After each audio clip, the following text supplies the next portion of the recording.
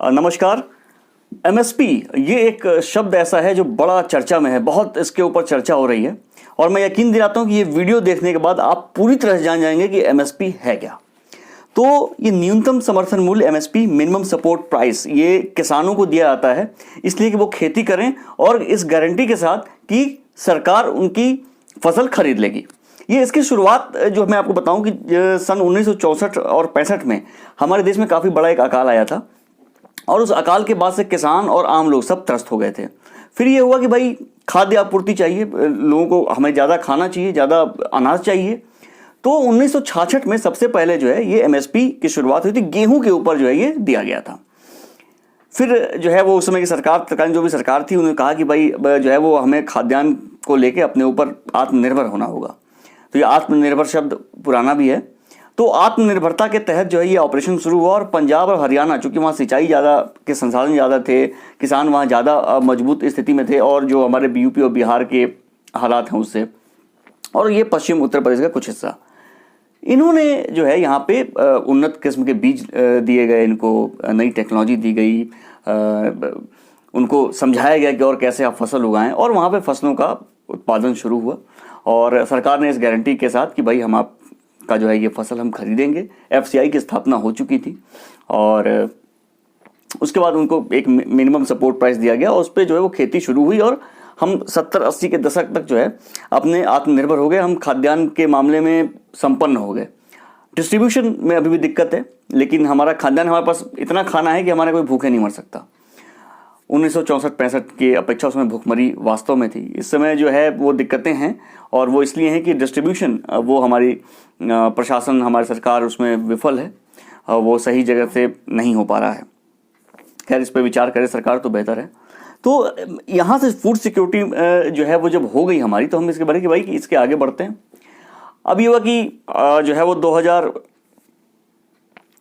ये चुनाव से पहले जो है वो मनमोहन सिंह की सरकार जब थी, उसके पहले जब मोदी आए तो 2013 में एक कांग्रेस सरकार एक जो है वो 13-14 में एक योजना लेके आई जो फूड सिक्योरिटी की दुनिया की सबसे बड़ी योजना थी, जिसमें राशन पीडीएस जो पब्लिक डिस्ट्रीब्यूशन सिस्टम है, इसके जरिए लोगों को खाना 80 करोड़ भारतीयों को इसके तहत, पीडीएस के तहत जो है वो भोजन दिया जाता है, आश्वस्त किया जाता है कि आपको खाना मिल जाए।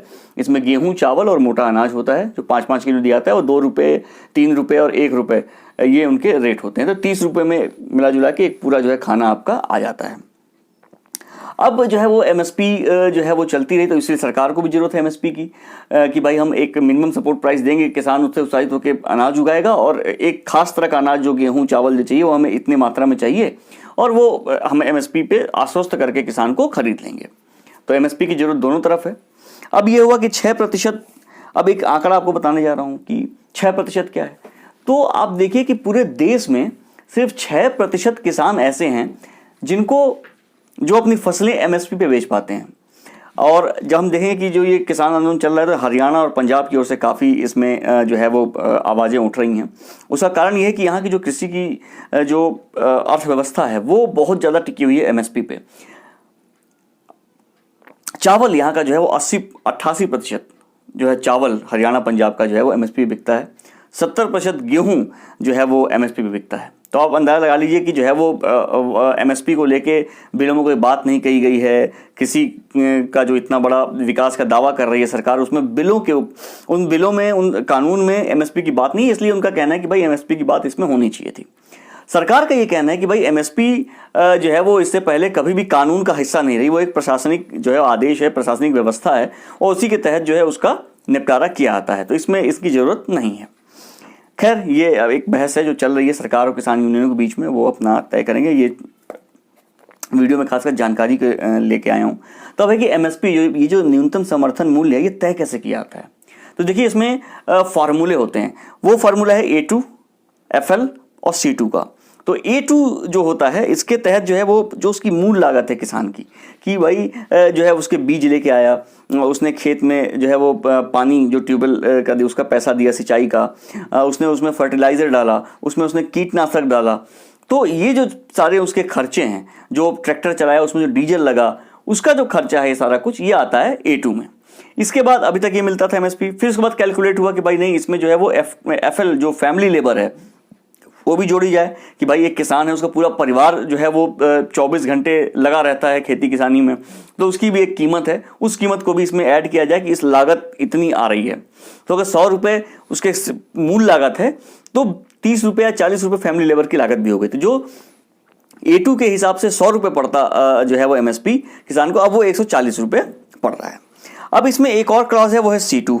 इसमें क्या है कि मूल लागत, फैमिली लेबर और इसके अलावा जो किसान की ज़मीन है, जो उसकी ज़मीन है या उसका पशुधन है, जिस अगर दूध का किसान है वो, तो अगर वो ज़मीन या वो बिल्डिंग या वो जगह वो किराए पे देता या किसी और काम में लाता तो कितने पैसे वो कमाता, तो उसकी जो प्रतिशत है वो भी इसमें जोड़ा जाता है। ऐसा प्रावधान कहा गया था, सिफारिश की गई थी, होता नहीं है। अभी जो है वो सिर्फ A2 प्लस FL यानी कि जो मूल लागत है और फैमिली लेबर है ये उसको जोड़ा जाता है। C2 अभी जोड़ा नहीं गया है MSP में। इसके बाद अब एक और जानकारी है कि भाई ये MSP मिलती किन किन फसलों पे है। तो ये है 22 और 1 यानी कि 22 फसलें और एक गन्ना है, तो 23 फसलों पे MSP का प्रावधान है। अब इसमें से 7 अनाज हैं, जैसे धान है, गेहूं है, मक्का है, ज्वार है, रागी है, जौ है। इसके बाद 5 दालें हैं, तो चना, तुअर, उड़द, मूंग और मसूर।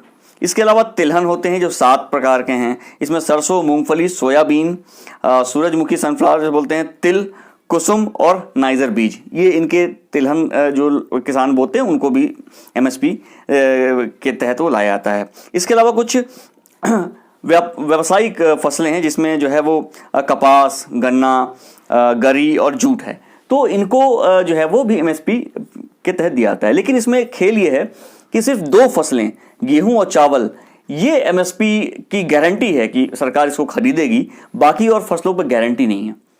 वो एक तय कर दिया सरकार ने कि भाई इससे नीचे पे मत लेना, लेकिन वो APMC मंडियों पे, जैसे मैंने आपको बताया था पिछले एपिसोड में कि APMC मंडियों में कैसे बोली लगती है, और वो बोली ऐसा मान्यता है कि MSP के नीचे नहीं जाएगी, लेकिन ऐसा होता नहीं है।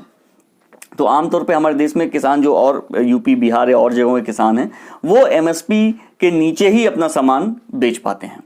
तो MSP जो है वो एक जरूरी एक तथ्य है जो सरकार को भी चाहिए, किसान को भी चाहिए, लेकिन ये पूरे देश में बराबर एक बटा होना चाहिए। और कहीं ऐसा ना हो कि एक जगह किसान सिर्फ MSP का फायदा रहे, दूसरे जगह किसान को कुछ मिल ही नहीं रहा है। तो डिस्ट्रीब्यूशन, इसके अलावा जो इकट्ठा हो रहा है अनाज, उसका डिस्ट्रीब्यूशन भी सही ढंग से हो, तो यही सरकार करे तो अच्छा है। और बाकायदे ये MSP के बारे में मैंने जानकारी दी, आपको अच्छा लगे तो नीचे कमेंट करिएगा, कुछ सवाल हो तो पूछिएगा।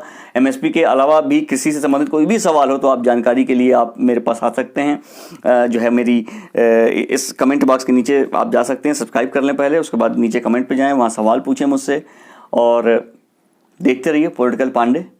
नमस्कार।